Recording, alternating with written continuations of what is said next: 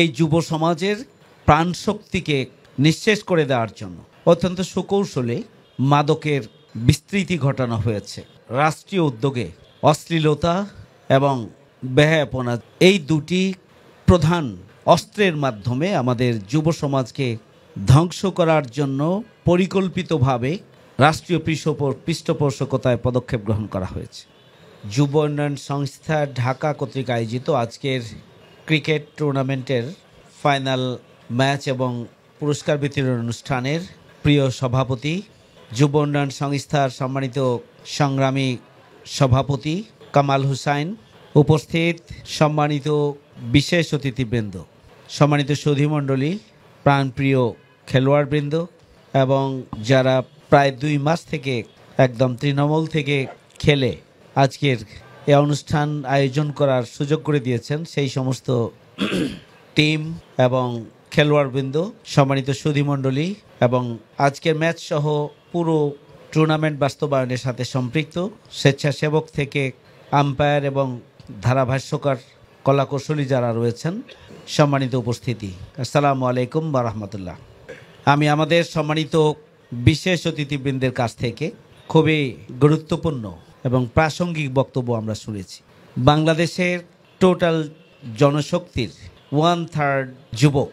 এই যুব সমাজকে যদি পরিকল্পিতভাবে যুব শক্তিতে পরিণত করার জন্য পদক্ষেপ গ্রহণ করা যেত, তাহলে নতুন বাংলাদেশ বিনির্মাণে যুব শক্তিই হতো সবচেয়ে প্রধান এবং অন্যতম মাইলফলক ভূমিকার অধিকারী। কিন্তু আপনারা জানেন যে এই যুব সমাজের প্রাণশক্তিকে নিঃশেষ করে দেওয়ার জন্য অত্যন্ত সুকৌশলে এখানে ব্যাপকভাবে মাদকের বিস্তৃতি ঘটানো হয়েছে এবং ইন্টারনেটের সহজলভ্যতা সহ রাষ্ট্রীয় উদ্যোগে অশ্লীলতা এবং বেহায়াপনা, যেটা আমাদের কালচার, সাংস্কৃতিক আগ্রাসন, এই দুটি প্রধান অস্ত্রের মাধ্যমে আমাদের যুব সমাজকে ধ্বংস করার জন্য পরিকল্পিতভাবে রাষ্ট্রীয় পৃষ্ঠপোষকতায় পদক্ষেপ গ্রহণ করা হয়েছে। এটা খুবই দুঃখজনক যে যুব সমাজ একদিকে যেমন দেশ এবং জাতি গঠনের কারিগর হিসাবে নিজেদেরকে গড়ে তুলবে, যুব সমাজ তাদের শারীরিক এবং মানসিক বিকাশের মাধ্যমে তারা দেশ গড়ার জন্য প্রস্তুতি নেবে, যুব সমাজ নৈতিকভাবে নিজেকে সমৃদ্ধ করার মধ্য দিয়ে দক্ষ জনশক্তি হিসাবে, জনবল হিসাবে নিজেকে গড়ে তুলবে এবং তারা বাংলাদেশ বিনির্মাণে ঐতিহাসিক অবদান রাখবে। এটিই ছিল এ দেশ এবং জাতির এবং অভিভাবকদের প্রত্যাশা।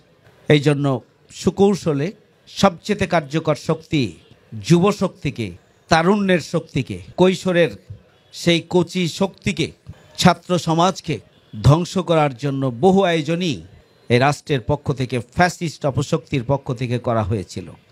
আপনারা ইতিমধ্যে শুনেছেন যে যুব এবং ক্রীড়া মন্ত্রণালয়ের অধীনে যে সমস্ত ফেডারেশন রয়েছে, ক্লাব রয়েছে, যে সমস্ত কমিটিগুলো রয়েছে, এখনও রন্ধ্রে রন্ধ্রে ফ্যাসিবাদের দোসররা সেখানে অবস্থান করছে। আজকের নতুন বাংলাদেশে আমরা এটি মেনে নিতে পারি না, এটি আমরা মেনে নেব না।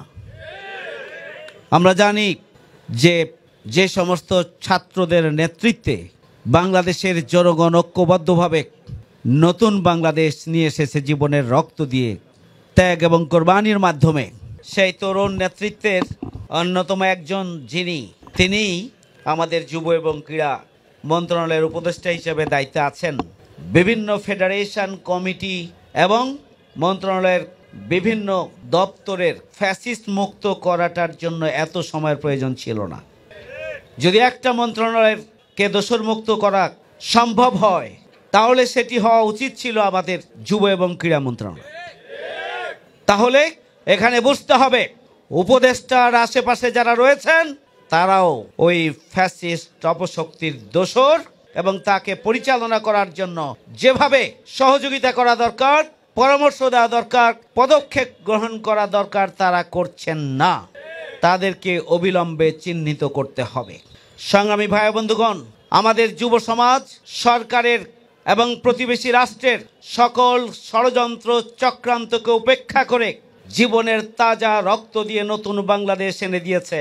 আমরা দৃঢ়ভাবে বিশ্বাস করি আগামী দিনের নতুন বাংলাদেশ বিনির্মাণের জন্য যে ভিত্তি স্থাপিত হয়েছে, এখান থেকে নতুন বাংলাদেশ বিনির্মাণের কাজটি যদি সম্পন্ন করতে হয়, আবারও ছাত্র, যুবক এবং তরুণদেরকেই অগ্রণী ভূমিকা পালন করতে হবে।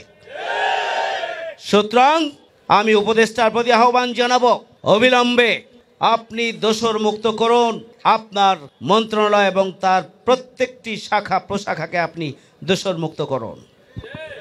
ত্যাগী, নির্যাতিত এবং প্রকৃতপক্ষে যারা এই অঙ্গনে কাজের জন্য উপযুক্ত দেশপ্রেমিক মানুষদেরকে আপনি সব জায়গায় প্রতিস্থাপন করুন।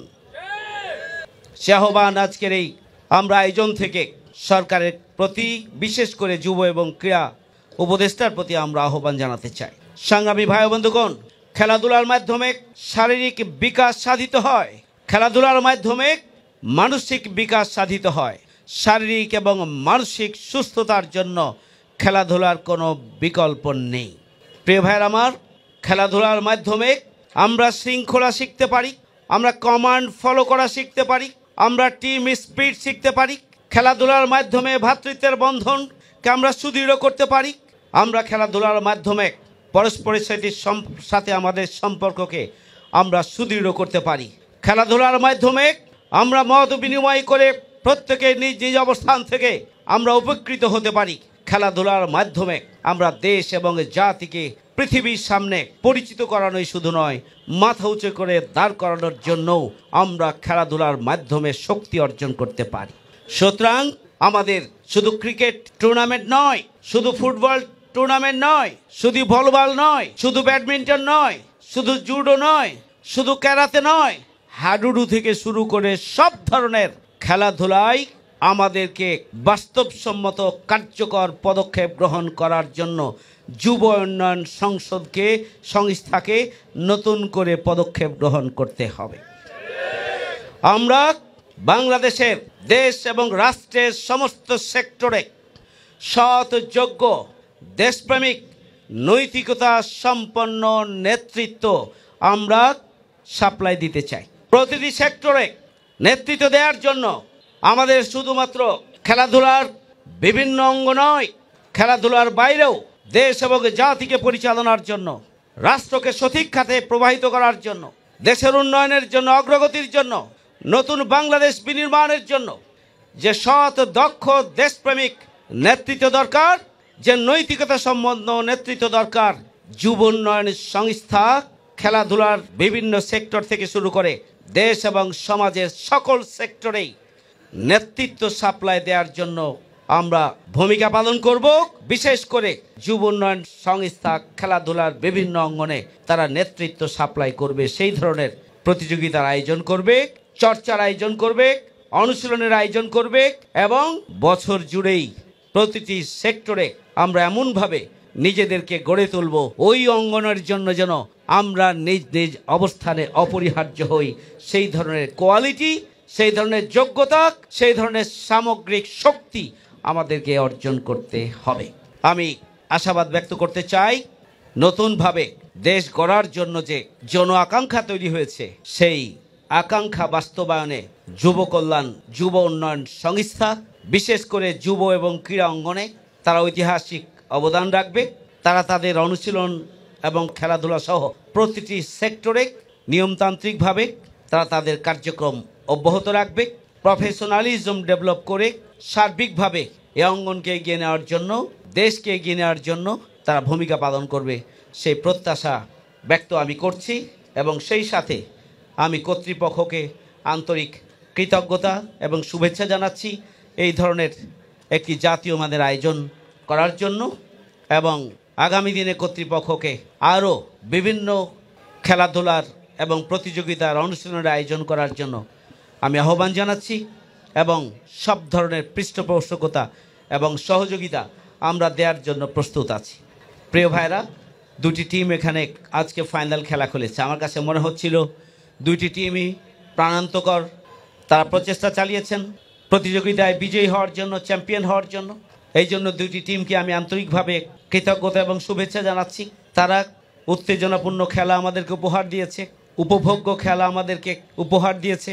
তাদের খেলাধুলার মধ্যে তাদের এই ম্যাচে আমরা প্রফেশনালিজম আমরা লক্ষ্য করেছি। তাদের ম্যাচে আমরা তারা যে প্রশিক্ষিত এবং তারা যে আগামী দিনে দেশকে নেতৃত্ব দিতে পারবে সেই ধরনের লক্ষণগুলো আমরা লক্ষ্য করেছি।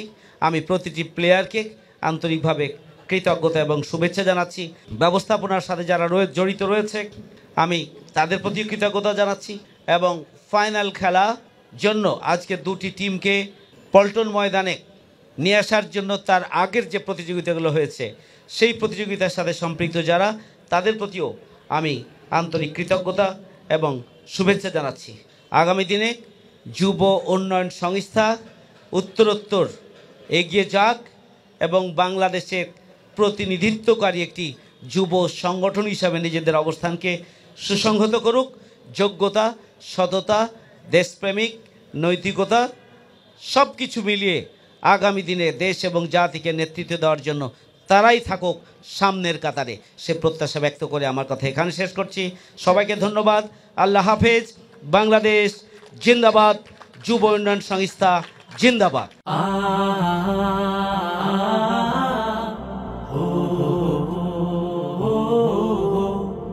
দিনের কাজে চাই সুস্থ দেহ, চাই সুস্থ মন। ক্লান্তির অবসানে উচ্ছ্বাসী দেহ প্রাণে চাই বিনোদন। দিনের কাজে চাই সুস্থ দেহ, চাই সুস্থ মন। ক্লান্তির অবসানে উচ্ছ্বাসী দেহ প্রাণে চাই বিনোদন। ভালোবাসা, স্নেহ, প্রীতি, সক্রিয় অনুভূতি মানসিক বিকাশে বড় প্রয়োজন। শারীরিক অনুশীলন, নিয়মিত ক্রীড়া আয়োজন। শারীরিক অনুশীলন, নিয়মিত ক্রীড়া আয়োজন। শারীরিক অনুশীলন আমাদের এই আয়োজন। যতটা মাঠ ততটা টিম, খেলবো সোনালী বিহানে। কাঁধে মিলে কাঁধ রাঙাবো প্রভাত, দাওয়াতি বাহারি গানে। যতটা মাঠ ততটা টিম, খেলবো সোনালী বিহানে। কাঁধে মিলে কাঁধ রাঙাবো প্রভাত, দাওয়াতি বাহারি গানে। শৃঙ্খলা, সম্প্রীতি, আনুগত্যের নীতি, পরস্পরে হবে মনে মিল। শারীরিক অনুশীলন, নিয়মিত ক্রীড়া আয়োজন। শারীরিক অনুশীলন আমাদের এই আয়োজন। খেলার শেষে কেউ বা হাসে।